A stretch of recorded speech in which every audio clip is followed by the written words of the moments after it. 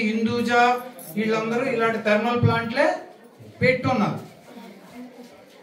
అక్కడ చూశారు పరిస్థితి. చిన్న పిల్లలు బాబు ఇలా ఉన్నారు. అవిటి వాళ్ళ దురదలు విపరీతంగా పీల్చడానికి బాగా ఇబ్బంది. వాళ్ళు ఇప్పుడు చెప్తాడు కదా, ఈ ఎమ్మెల్యే మీకు చెప్తున్నాడు కదా ఉద్యోగాలు వస్తాయని. ఎన్నాళ్ళు వ్యవసాయం చేసుకుంటారప్ప, చదువుతున్నారు పిల్లలకు ఉద్యోగాలు వస్తాయి అంటారు, ఆశపడతాం. అక్కడ అదే మాట చెప్పారు, ఉద్యోగాలు లేవు, సద్యోగాలు అక్కడ ఉన్నా కూడా 4-5 ఏదో పిడికడు కాంట్రాక్ట్ పోస్టులు, మూటలు మోసే పోస్టులు, చెత్త మోసే పోస్టులు. అక్కడ పెద్ద బోర్డు చెరువు ఉంటది, అక్కడ పని చేయటం అంటే 60 ఏళ్ళు బతకాల్సిన వ్యక్తి 40-35 ఏళ్ళు బతుకుతాడు అంతే. అది పరిస్థితి.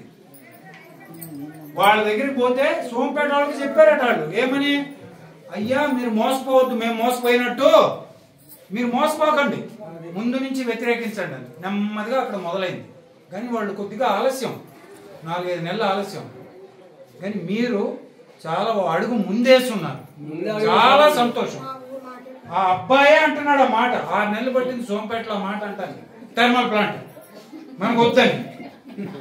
ఆ మాట మీద ఉండండి అమ్మ, ఆ మాట మీద ఉంటేనే మీకు భవిష్యత్తు, ఆ మాట మీద ఉంటేనే అక్కడ కూర్చున్న పిల్లలకు భవిష్యత్తు, లేకపోతే చీకటే. మీ భూములు అక్కడ ఉన్నాయి, అక్కడ నాశనం అయిపోతాయి, మీరు ఇక్కడ ఉంటారు, ఏం చేస్తారు? శుభ్రమైన నీళ్లు తాగుతున్నారు, కలుషితమైన నీళ్లు వస్తాయి, వ్యవసాయం నాశనం అవుతాయి, అన్నిటికీ మించి ఆరోగ్యం చెడిపోతుంది. మేమేం వెళ్ళమనలేదండి,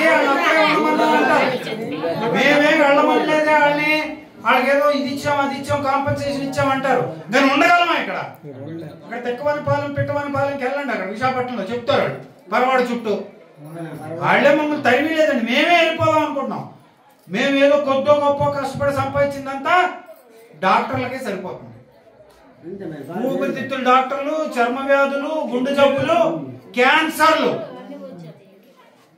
కాబట్టి వద్దు, ఇది తెచ్చిపెట్టుకోవద్దు.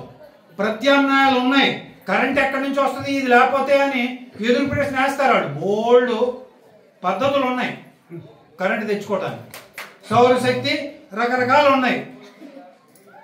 కాబట్టి బొగ్గు మండించి బూడిద మనకు వద్దు. ఒకే మాట మీద ఇందాక నినాదాలు ఇచ్చారు కదా, ఆ మాట మీదే ఉన్నట్టు మీరు. థర్మల్ ప్లాంట్ వద్దు, మా భవిష్యత్తు మాకు ముద్దు, మా వ్యవసాయం మాకు ముద్దు.